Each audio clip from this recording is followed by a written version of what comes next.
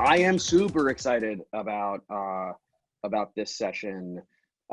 We have two entrepreneurs who are alums of VentureOut, people that I and other people on the VentureOut team have become close with, have become friends with, have shared office space. So, you know, when Emmanuel moved over here from France, he ended up taking up office space in what was then called Spark Labs, which is sort of like a French co-working space in New York. I was friends with the founder because the fund I worked at had invested in his previous company, a guy named Christian Garnier, and I partnered with him to move over. And so Emmanuel grew too big for that space, actually, as a number of our alumni that have come in have, and left. I mean, it's got to be what, 4 or 5 months ago now, maybe 6 months ago. Yeah. Although he's just around the corner at a beautiful space really close to us in Midtown. That's here. Huh? That's in this building. Is that where you are? Oh, the office is in your house now? No, it's on the picture on my wall. Oh, that's your new building. Yeah. Oh, very cool. And then Bonny, after coming through our program, when he moved over, took up space with us. And so I've not only sort of engaged with these gentlemen as like alums of our program, but as like colleagues in a workspace, and now friends. And so they have both mentored a lot in the program. They have a ton of experience working with founders. I know Bonny spends a decent amount of his time actually advising founders and startups, both on tactical things like raising capital and pitching. I did, yes, but that was not an ironic cough. That was an actual cough. Even worse. A little bit of a choke on my Go Macro bar over here. I'm trying to be healthy because I skip breakfast so often. But also I think what I was saying about Bonny advising, not just on the tactical, but also on some of the stuff that Andy from New York Tech Alliance was talking about with their founder sort of session, where a lot of it is like sort of founders helping founders with like the challenging aspects of running a company, which are not all tactical. The most challenging things are typically mental and emotional, and having people that understand that that have been through it and can sort of give you perspective on it is really helpful. And you know, I've had the benefit of being able to talk to both of these guys about the challenges we've gone through and strategic decisions we've made. So both terrifically suited to help really anyone that's running a company, but specifically also in sort of starting in one place and moving to New York. So Bonny's originally from Germany, but came to New York by way of the Sunshine Coast of Australia, where he lived for 17 years and raised his family. And then New York.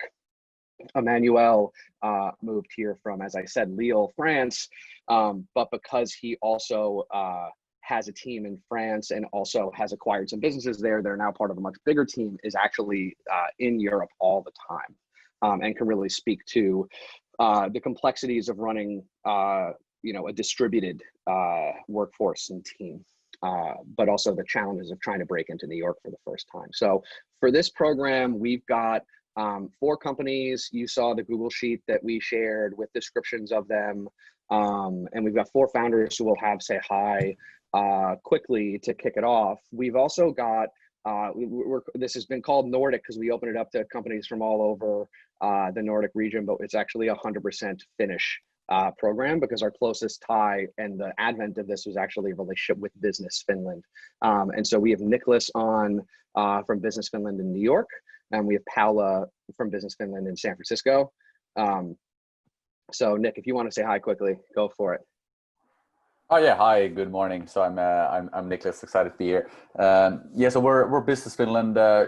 Briefly, what we are. So we're the Finnish government's innovation, funding, and internationalization agency. So we fund on R&D and innovation at various levels with around 600 million a year. Around 170 million or so that goes to startups at different stages. So everything from building early phase MVPs to then various internationalization projects. So ranging from less than 10K to 500,000 or so. Then we have teams in or people in 40 countries around the world with the purpose of helping the companies enter and thrive in those markets. And I'm specifically here in New York, helping the startups enter US. Yeah, and I'll tell you too, I didn't mention this earlier, but it's been a real pleasure working with Nicholas and his team and the consular team as well. Bonny, Emmanuel, you've been involved in a number of different programs we've done with different government partners, and a lot of the time there's like a lot of sort of educating on how things are versus how people want them to be. But Nicholas and the team have been super sophisticated and really get it, which I think is a benefit for the founders that are on here in having real advisors. One of the reasons I actually started VentureOut was because I saw so much of the horrific advice that founders were getting from people working at consulates and trade groups who just didn't have the experience working with early stage companies and were sort of projecting the experiences they had with larger enterprises and larger non-tech, non-software businesses or more mature businesses onto smaller companies. And but Business Finland is definitely the group that totally gets it. Let's do this. Yeah, of course. I promise, and you can have Emmanuel and Bonny independently verified that I don't say that at the beginning of all of these sessions. So it's so let's do this. We'll have Emmanuel and we'll have Bonny give an overview, an intro to themselves. But let's kick it off with the companies and sort of get that out of the way so that we all know sort of all the faces that are in the room and then we can get into the meat of it. So anyone on that wants to kick it off? Sure.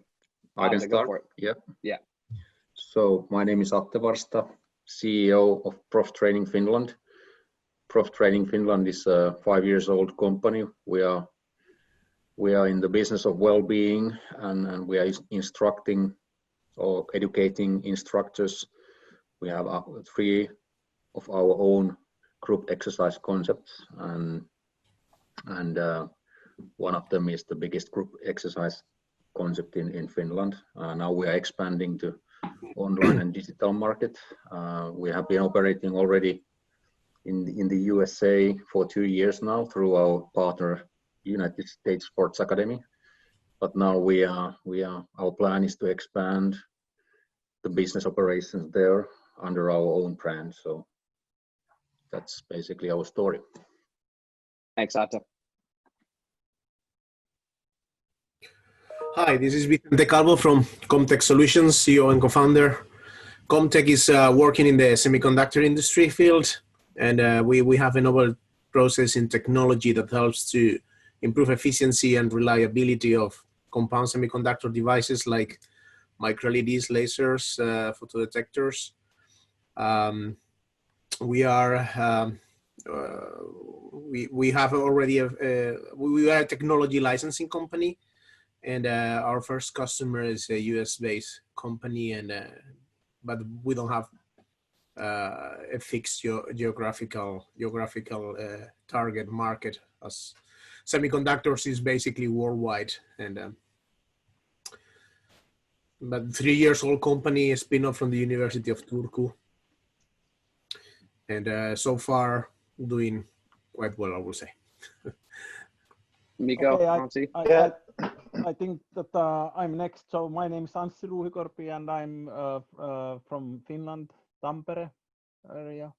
And there is this, our logo is this Bossommer, but my company name is IT Fox Finland. And I got this idea early 2017 about this Bossommer because I have a dog and it was suffering from pain, and then I contacted to Helsinki University and because I wanted to some sort of mechanism to see how my dog is now feeling. Is there and is the pain medication working with what I'm giving my dog, and when to start next pain. So something about identify pain, because from dog it's very difficult to see.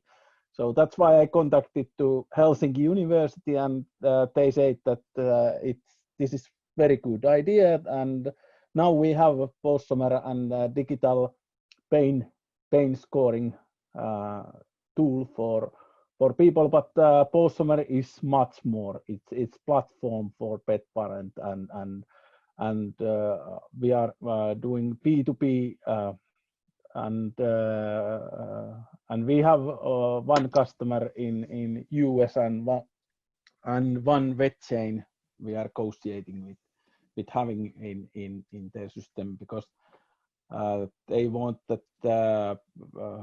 Well, this is I have learned that vets are extremely busy and they don't have any time to learn any new app and anything like that. So in our solution, people just start using post-summer and the vet gets results and what have filled with just report, just opening by email. So it's very good for vets. But we are having more companies than just vet chains, but we are now focusing for vet chains because then our product will go to pet parents. But this is really awesome platform, and we are at the beginning of our journey, but this will be amazing. Thank you. Thanks, Anssi. And Mikko. Okay, hi, my name is Mikko. I'm the CEO founder of Looptec. We make surface controllers for photo and video editors, music producers, and so on. We've sold more than 55,000 units worldwide, and we have made in the past 3 years cumulative revenue of over 9 million euros. We have 33 people in the company in 3 different continents. Majority of us sits here in Helsinki, Finland. And recently we were chosen as a top 10 startup here in Finland. That's it, thank you. And that's the crew. Why don't we'll go into intros. You guys can go as in depth as you want into it. Emmanuel and Bonny, and then after that we'll go into Q&A. If you guys have questions that you want to ask them, don't hesitate. If the founders have questions, unmute, raise your hand, throw it into the Zoom chat, and we'll keep this as interactive as possible. So Emmanuel, why don't you kick it off for us?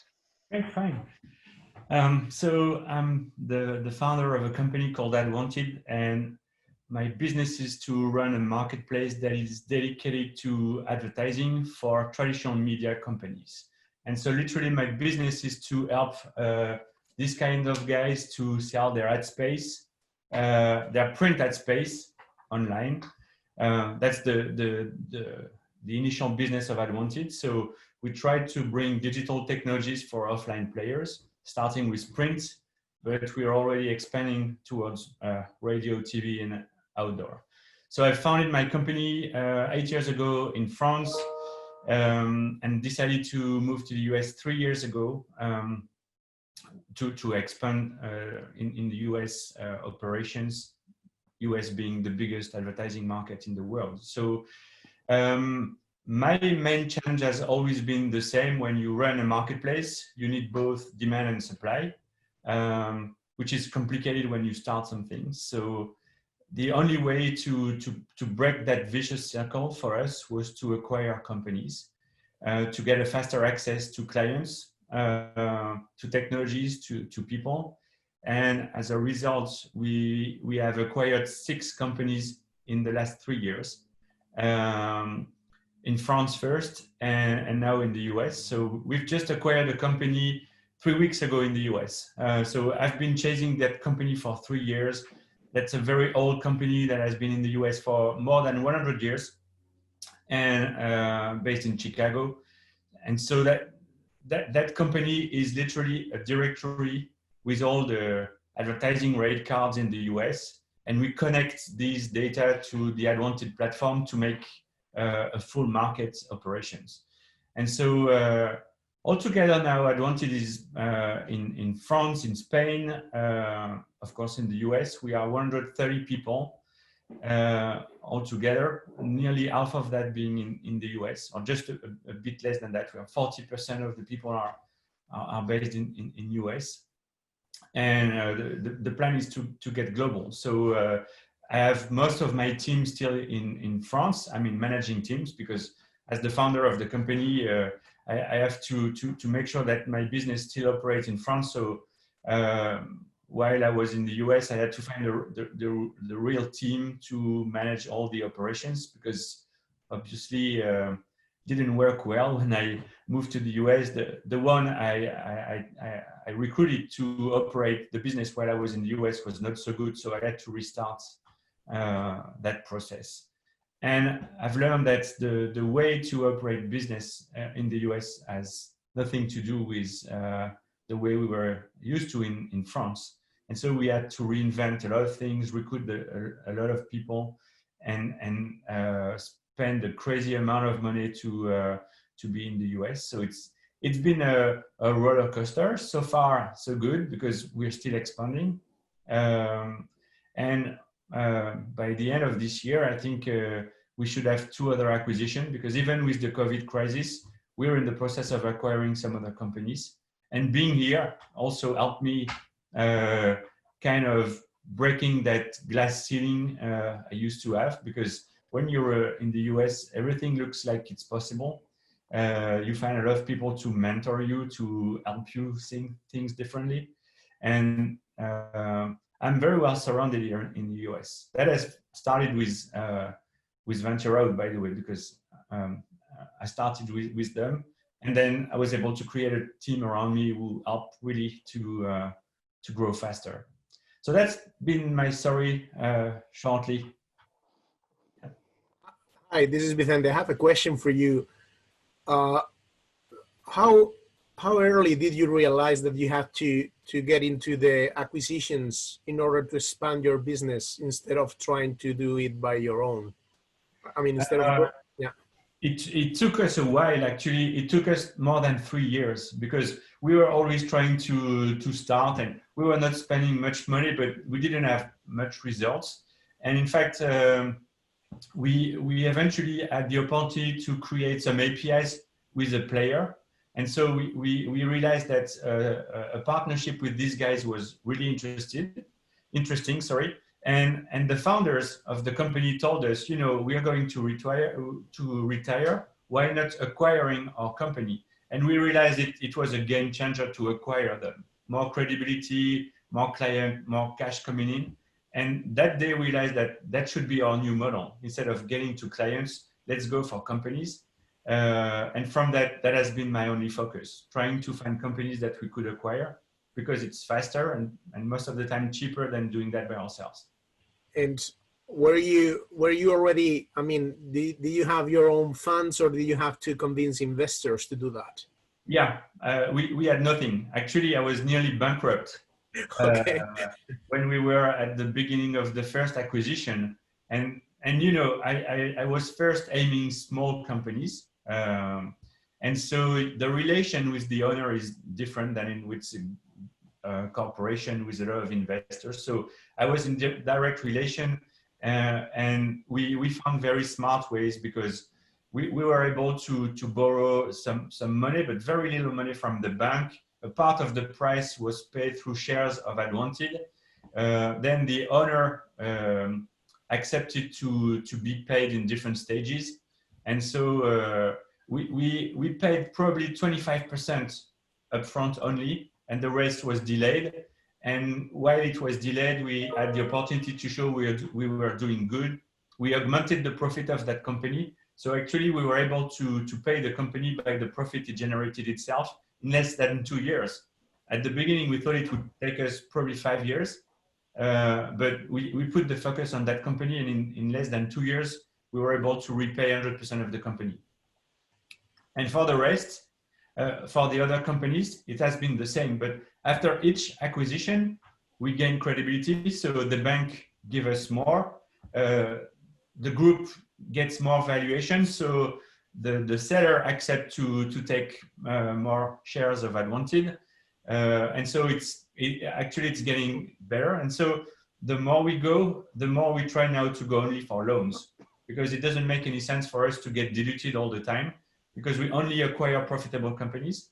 And now for the last one, we were able to go for one of our shareholders, and he put the money up front as a loan. And he told us, I will lend you that money for 2 years. And maybe in the meantime, I find another bank with lower interests. And that's and that enables us actually to go now for bigger deals. So far, we had deals in the range of 1 to 5 million valuation. The next one is 15. Because now we are more comfortable to meet investors and tell them the reason why we want to go for such a big deal is because we know how to handle that. We've recruited people to make that happen, and the process looks now simpler for us. Yeah, and I'll add on to that too. It's been an educational experience for me and talking to Emmanuel through this, because we actually haven't had any startups that have worked closely with us. Other startups have pursued a strategy like this, but it's not many. And the only one that I've worked really closely with has been Emmanuel. So it's been really interesting to learn about, the sort of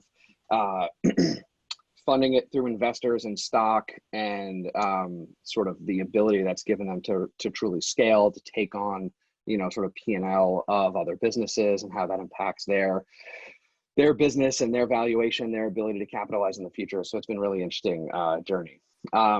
Before we go on to any more questions, though, I'd love to kick it over to Bonny to give us his introduction and tell us his story. What's up, Bonny? I'm well. How are you guys? Bonny's also a master baker. He was giving me pointers yesterday on how to make all the sourdoughs I've been watching him post on Instagram that I'm extremely jealous of. So I'm in the process of trying to find live cultures for sourdough online right now. And buying the and I share them with you if I could come over there, but we're all in lockdown here. Yeah, exactly. My fellow inmates. Yeah, so I've been indoors in my apartment since March 7th, so that's, and everything is just online delivery and stuff. And I decided to bake my own bread, because getting fresh bread every 2 days is impossible. So my name is Bonny Morlak. I used to be German, but I'm better now.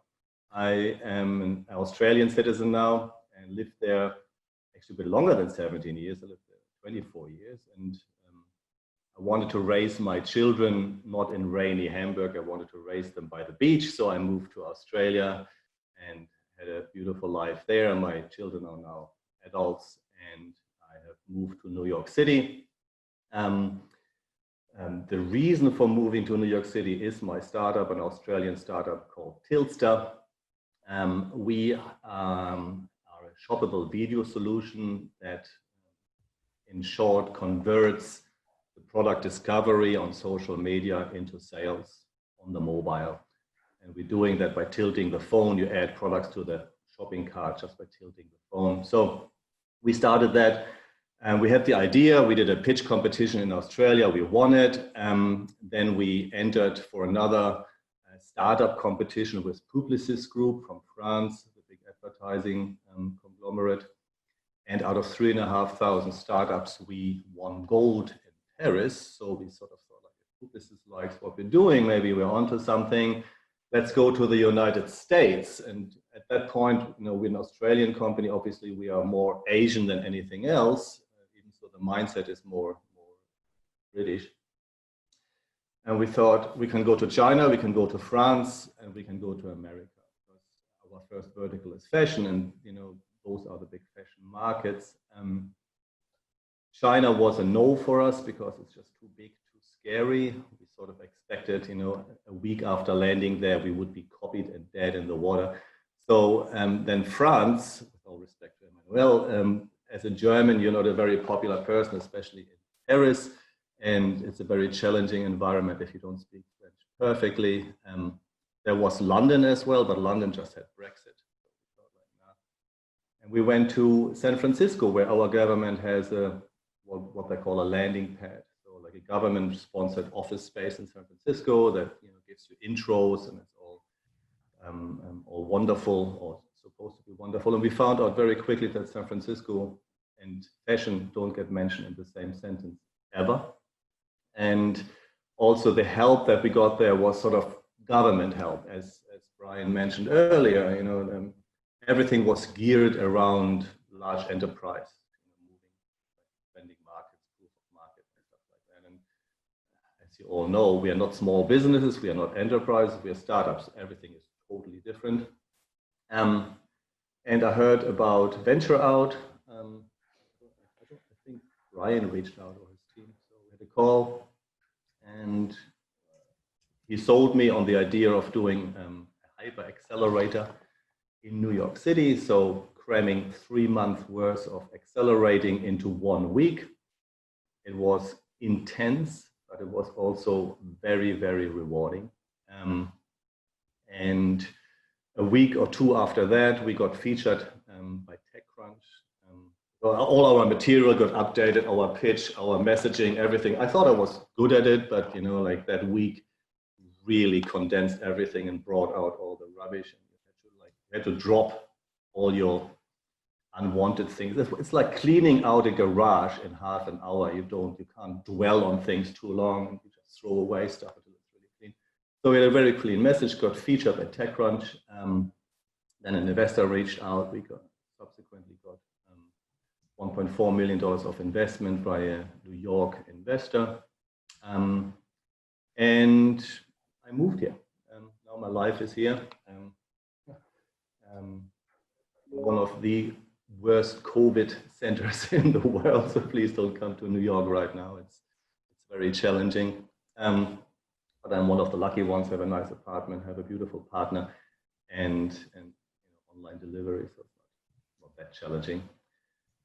Yeah, so as Brian mentioned earlier, I'm doing a lot of startup coaching.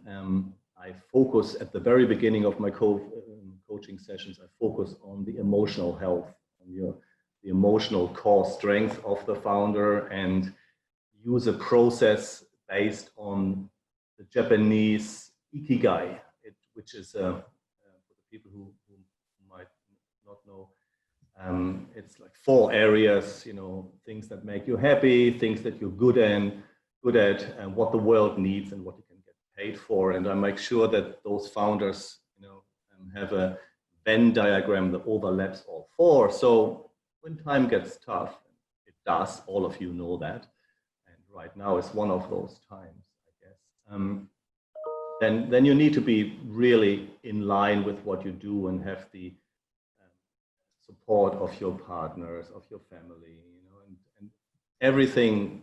You need that emotional core strength. So I start there, and then I have a lot of experience in everything from idea to product market fit, you know, including fundraising, MVP, and lean startup methodology, and all that sort of stuff. And that's what I advise as well. And I can throw in my background in user experience design and user interface design.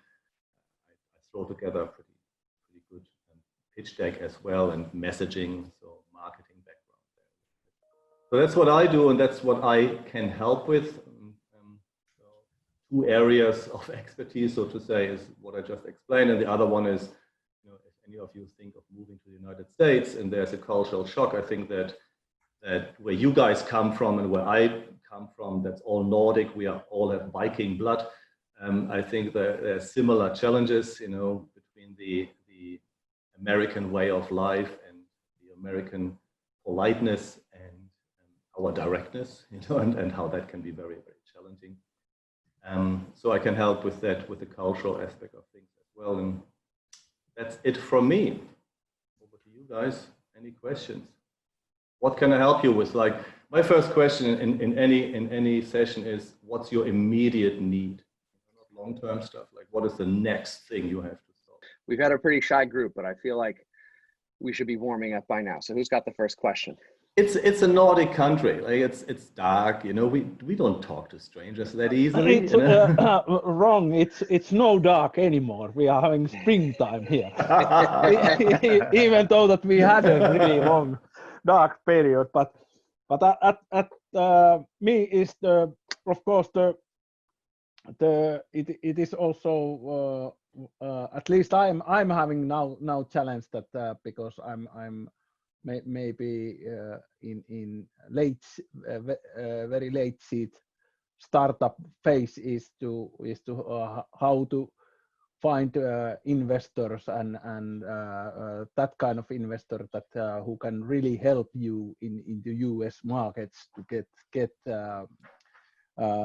to speed up with P2P sales and maybe even more that I'm looking more like partner, and of course it should be that kind of that it's really in your business area, like I'm doing with vets and health related stuff, so it would be really something. And okay, so the text on the group chat showed that you started with the pet care startup, and you have pivoted since to humans. Is that correct? So we are having the health platform for pets like this post-summer, but because of this COVID-19 and one our director in healthcare, national healthcare, chatted in Twitter once that they are seeking some sort of health platform for human because of COVID-19. So that's why we published this our solution also for human beings, because we were having the health platform for pets, and human and pets are quite similar. I mean, I mean, we all eat, we all are vaccinated, and we are all having. I mean, we were able to really easy to do that platform for humans. So that's why we are having the Kantaapu now in Finland, and of course we are bringing that also with the other languages as well. So it is the thing, but of course we started with but we wanted to do something with COVID-19 to help. Okay. And first of all, if I come back on this planet and be reborn, I want to be a dog for sure. Like when you say dogs and people are similar, dogs have a much better life than most people. Maybe it is bad. You are speaking bad when you are comparing that the humans and dogs are similar. It's because dogs are much better. They are. All right. So you are looking for investment. I presume you are seed stage at this stage. Late seed. So you had a seed round already? I have funded. I have still 100% from company. I have funded. So you haven't done an equity round just yet. So you have raised. Not at all. I have funded this so that I have been selling my time to Microsoft with to Redmond. Some stuff. Then I have got money and. I'm able to pay with that money to salary. Okay, so self-funded basically. Yeah, self-funded so far. How much money are you raising? I think I'm raising 500. 500,000. Okay. Yeah. So exactly. So that sounds like. And how much time do you have to raise this? Of course, we are still selling our time, but it will speed up our thing so that we don't really need to sell so much consultation time. We can focus on fully for taking this to and use the money for marketing. And P2P marketing. So there's absolutely no shortage of investors in the United States. And on the West Coast, I've got good connections on the West Coast, and I've got connections on the East Coast. And Brian has more connection than any other human being I've ever met. And as you say correctly, you want to find strategic investment. You don't want to have dumb money. You want to have smart money, money that's not just dollars.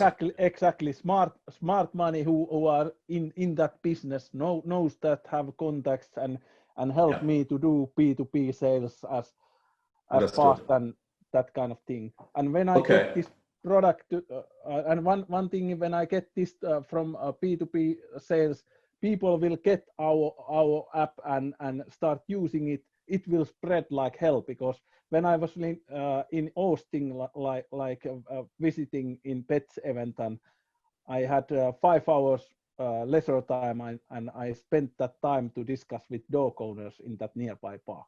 And I was showing our thing there, and I got so much positive energy from that, spending time to park, to going that event, because I got, hey, this is great, where I get this. Absolutely. I mean, the United States and dogs, Brian will confirm that, you know, in movies, you can kill children, you can kill women, you can kill millions of people in a movie scenario, but you do not kill a dog.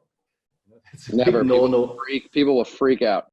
People will freak out. So dogs are literally what everybody cares about. Of course, cats as well, but so pets in general, you know, the Americans are obsessed, and your experience in that park is no surprise to me. So in terms of funding, it's a very small amount, and Brian, please jump in at any time if I'm talking through my ass here.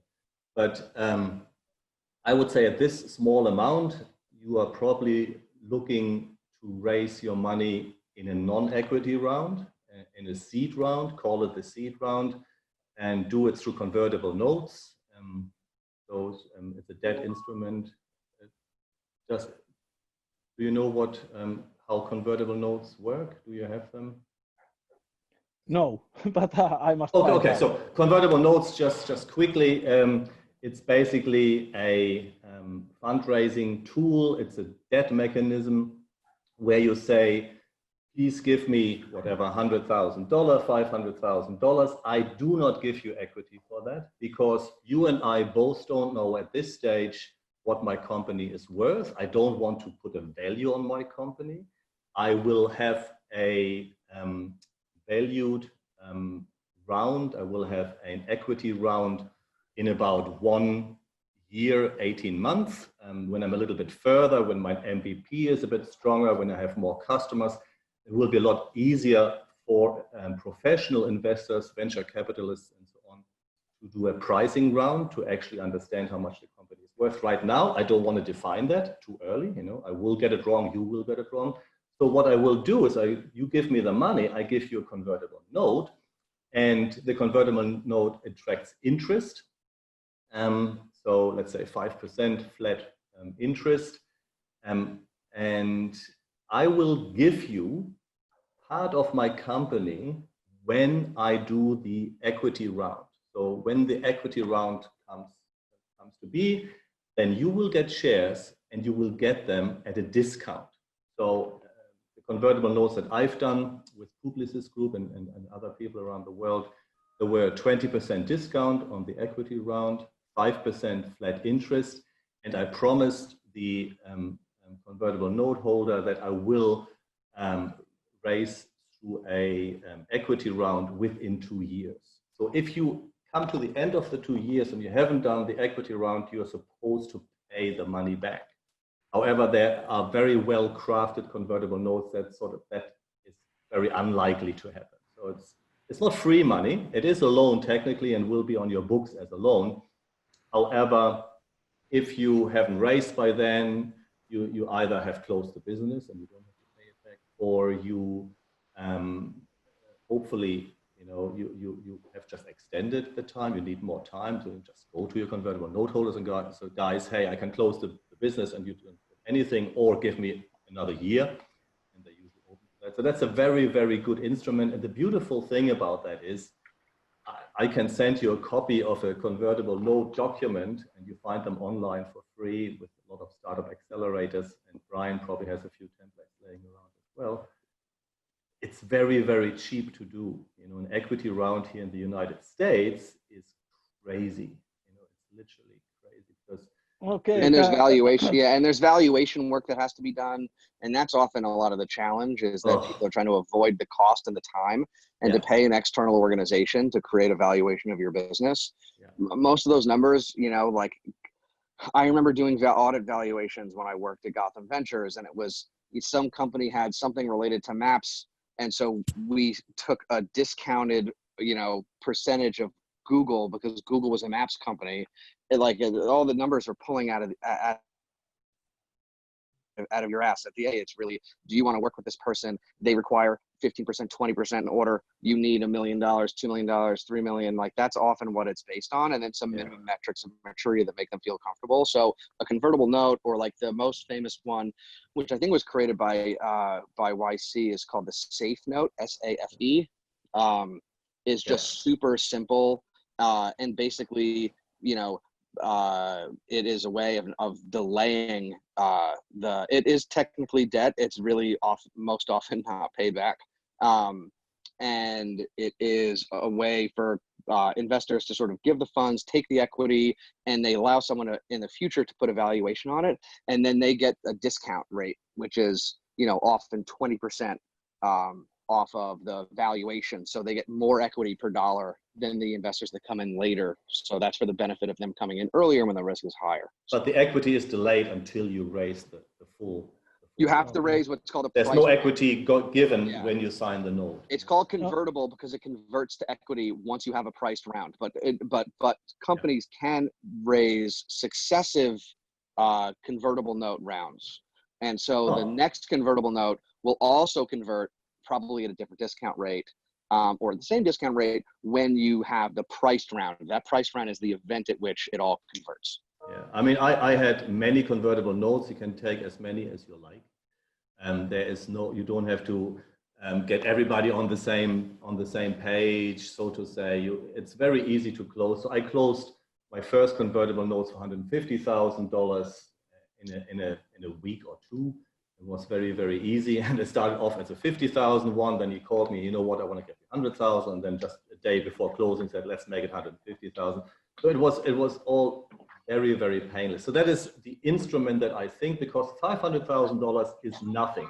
That's the coffee budget of a VC, and for them to go through all the hard work of pricing your business, it's not worthwhile for $500,000 unless you have something super exciting and they want to get the foot in the door. It's too much work, and they don't make enough money on that thing. So convertible notes is angel investors and very small boutique VCs, I would say.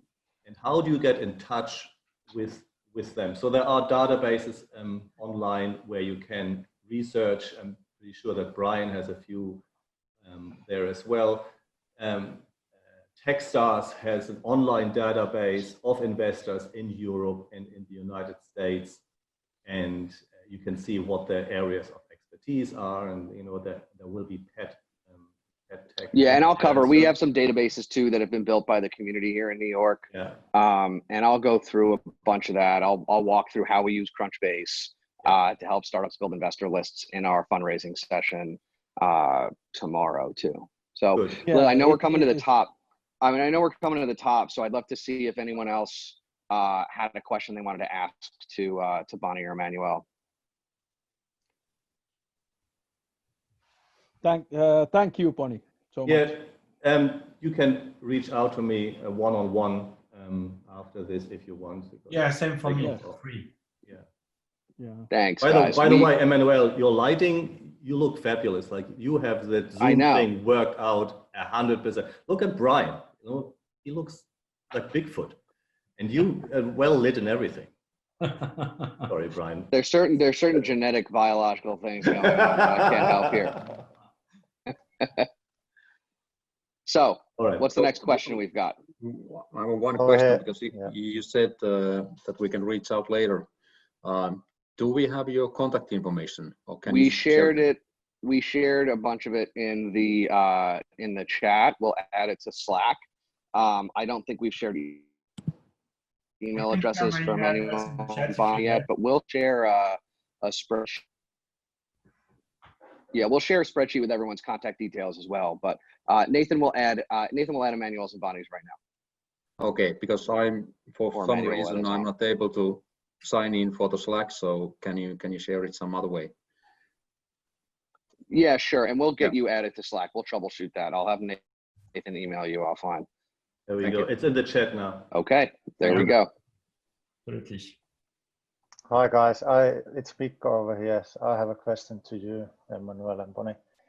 So I don't know if you guys have any experience from partnering with corporates. We have a case where one potential competitor have contacted us, and we met them actually face to face. We had a one-day workshop with them, and after that, the business unit director or whatever pulled back into a separate meeting and then said that they would like to develop a product together with us. And now we are in a situation that we are fearing that if we don't do that, they would start developing that product, and it would be a big competition to us. They have the channels, and it's a multi-billion-dollar company and things like that. So have you got that kind of a situation before, and how should we react to that? What would you do in our food? I just lived like a few months ago, because one of the biggest player in my industry is Hearst.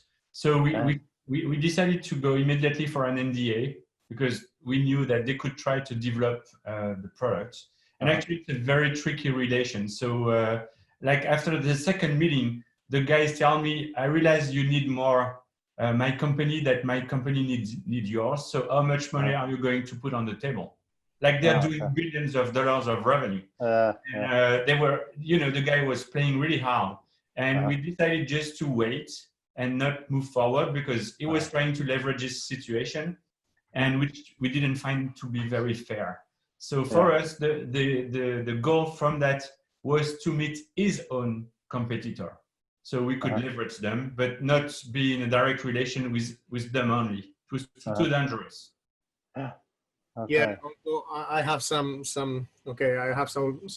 experience also on that area, on that field. And I think what you need to think, Mikko, is what could you bring into that relationship? Because anyway, they want to, if it is a bigger company and they want to develop something, they will do it without you as well. But we have, in this case, we have something that they don't have, and they admit that they tried to do something and they failed a few years ago. Yeah. But we have done it successfully, and they want only that's one specific part from us. Yeah, and then it comes the challenge when you are doing co-development with a big company. What kind of contract you're going to be signing with them? And usually the big companies are putting the terms on their side always, and they will have a much more expensive lawyers than you might have. You need to be very, very careful in the co-development agreement. I agree with that. So this is America, and the ethics are slightly different. I wouldn't say they're bad, but we've all seen an American movie where people say this is just business, it's not personal, and that actually applies here. And one thing an American investor, American partner, they're all looking for is the ability to sue you. Suing is like a national sport, more popular than golf. People sue each other here a lot.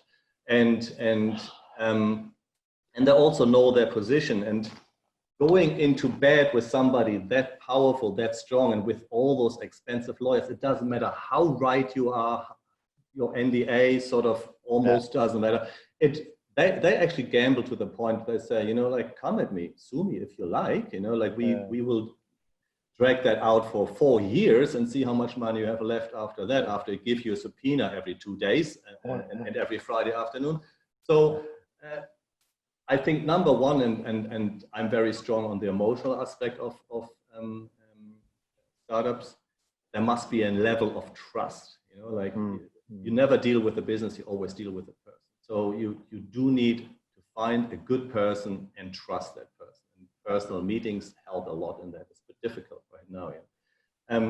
Then if you want to use that company as a potential exit, if that is your exit strategy, like work with them, and then they go like, hey, it's much cheaper to just buy you, and you become part of their staff in an acqui-hire, or you just sell the assets or whatever you do, then that can be a very viable thing, but you have to be super, super careful. Like, let's just say you are the male spider and they're the female spider, and you want to have sex. They want to eat you afterwards. You want it, but you got to be very, very, very careful. So that's basically how you have to proceed. And first time I've heard that metaphor there, Bonny. I like it. I can't forget that ever. So if your gut feeling tells you no, listen to that gut feeling very, very cautiously. That's my advice. Yeah, it's a tricky thing, you know, because Very. it could be potential also exit strategy to us, and they have success stories like that. Oh, of course, there are. And for every success story, there's 1,000 failures, right? So don't get carried away. It's your unique situation. It has nothing to do with anybody else who succeeded or failed. It's just you. And be careful. But if you want to do it, of course, you know, you can do this. And then the second thing that Vincente said earlier is they start to make you their development team. You know, they want to have their goals, their desired outcome, and that is also a big, dangerous road. It's a dangerous rabbit hole as well. So there's a lot of danger. That's the biggest. I think I would call that the biggest danger, because you don't have to have a contract with them. They just have to dangle the "we will work with you, we will buy it" in front of you, and that's where startups often get pulled. And it doesn't have to be a corporate; it could just be a large potential client. It could be an existing client that's already paying you, that is pushing you in the direction. But when you're building SaaS, it's not about them, and so that's the danger: is the balance of the early customers you have that are helping to fund you, right, through revenue, and their desires versus what the business needs long term.